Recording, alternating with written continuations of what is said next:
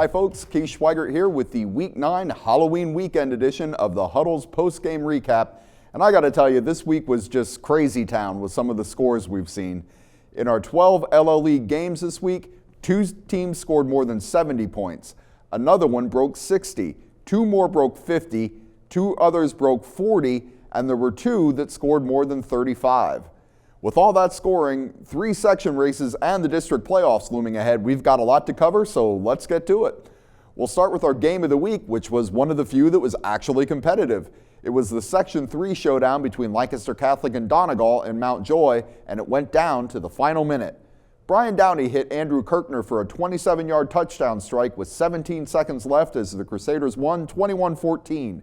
The win moved Catholic into a first-place tie with Donegal in the section with 1 week left. Joining Catholic and Donegal in first place is Annville-Cleona, which dusted Pequea Valley 55-13 earlier tonight. The Little Dutchmen, who beat Catholic earlier this season, host Donegal next week in the regular season finale. The winner gets at least a share of the section crown, the loser is out.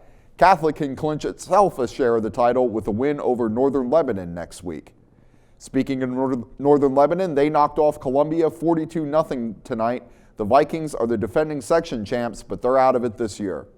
Rounding out Section 3, Elko dropped a 41-27 non-league decision to Muhlenberg this week. The Raiders fall to 4-5. Let's move on to Section 1, where Wilson did what Wilson always does, win titles.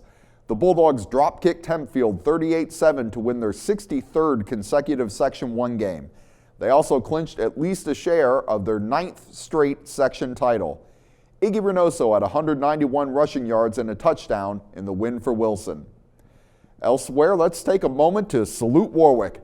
The Warriors probably won't be able to catch Wilson for the section crown, but they're having quite a season for themselves. They held off Conestoga Valley 51-29 tonight to improve to 7-2. Warwick's chances of making the District 3 Class 6A playoffs are looking pretty good. A win over McCaskey next week would wrap that up for them. In other Section 1 action tonight, Manheim Township stomped Lebanon 71-20 to set a school record for points in a single game. The Blue Streaks need to win out and hope for some outside help to make the 6A playoffs. And finally, McCaskey knocked off Penn Manor 27-12. 7 turnovers in the loss for the Comets. Finally, we turn to Section 2, where Manheim Central and Cocalico are still deadlocked in first place. Both put up some huge numbers tonight, too. The Barons just annihilated Solanco 78-26. It got ugly right from the start for Solanco. At one point, Central had run 9 offensive plays and scored 5 touchdowns. Cody Kegeries had 240 rushing yards and 4 touchdowns in the first half for Central, which entered the week at number 2 in the District 3 5A power rankings. Meanwhile, Cocalico hung half 100 in the first half against Ephrata and cruised to a 62-0 win. The Eagles came in ranked number 7 in 5A, so they'll be in the playoffs with a win at Solanco next week.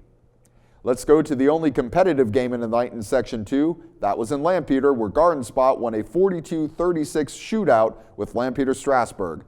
Cam Roth hit Jerry Ringler for a touchdown with 42 seconds remaining to lift Garden Spot, which had to swat away a Hail Mary from LS in the end zone as time expired to secure the win.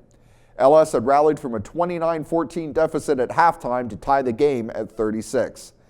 And finally, in our last game of the night, Cedar Crest defeated Elizabethtown 27-0. That's going to do it for Week 9. Be sure to join me next week as we finish off the regular season and get you ready for the District 3 playoffs. Check out Lancaster Online for more details on this week's action and follow us on social media. I'm Schweigert. Thanks for joining me and have a great weekend.